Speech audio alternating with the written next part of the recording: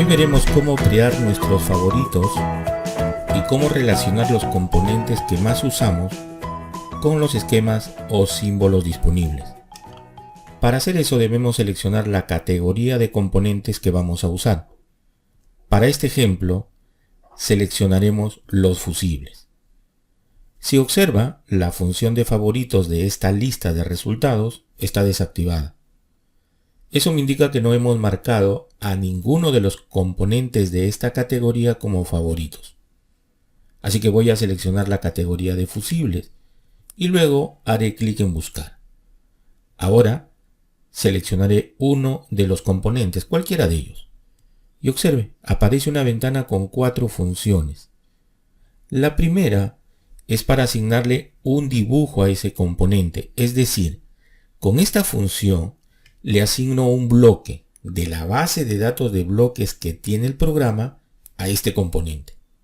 De esa forma, cada vez que desarrolle un circuito o un diagrama y seleccione del menú de iconos ese componente, el programa cargará los datos de este tipo y marca de componente. Es decir, podemos, antes de empezar nuestro proyecto, seleccionar los tipos y marca de componentes que vamos a usar, los componentes específicos. Luego, usando esta función, relacionarlos con el menú de iconos y luego comenzar a desarrollar nuestros planos.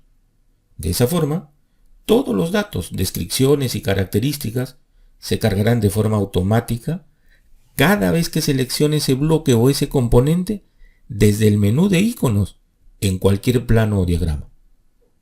El segundo botón nos permite ver los detalles del componente. Estos detalles son los mismos que aparecen en la lista de este catálogo.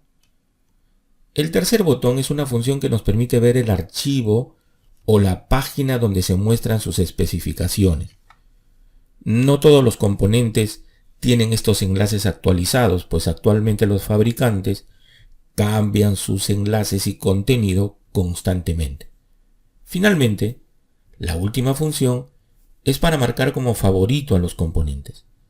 Esta función nos permite marcar a todos los componentes que vamos a usar en nuestro proyecto. Son más de 1 millón de datos, así que marcar los que son necesarios hace más efectiva nuestra búsqueda. Si marco a este componente como favorito, el botón de favorito de esta tabla de resultados se enciende. Esto me indica que esta categoría ahora tiene un componente que se usa frecuentemente o que son los favoritos del diseñador.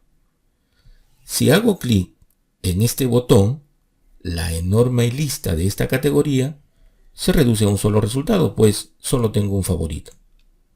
Ahora, si voy a la lista desplegable de categorías, podrá ver que no hay otra, porque es el único elemento favorito de toda la base de datos. Para ver todos los datos de nuevo, solo debo desactivar esta función. Para completar este ejemplo voy a seleccionar otro componente de otra categoría y lo agregaré a mis favoritos. Ahora, con la función de favoritos activada, voy a la ventana desplegable de categorías y podemos ver que solo se muestran las 2 categorías donde tenemos nuestros favoritos. De esta forma, puedo crear o agrupar mi propia base de datos para mis proyectos, sin modificar el existente.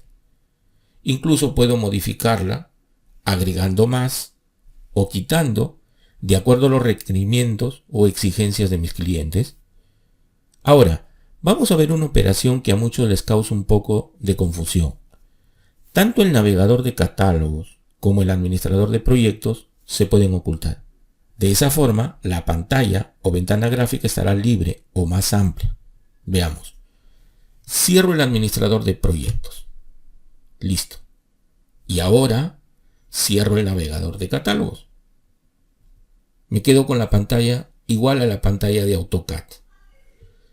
Si quiero regresarlos o mostrarlos nuevamente, voy a la pestaña de proyectos de la cinta de opciones y activo el administrador de proyectos. Y ahora activo el navegador de catálogos. En este último, solo hay que confirmar que se trata de la base de datos seleccionada por defecto. haciendo clic en aceptar. Y ya tengo tanto el administrador de proyectos como el navegador de catálogos de regreso en mi ventana.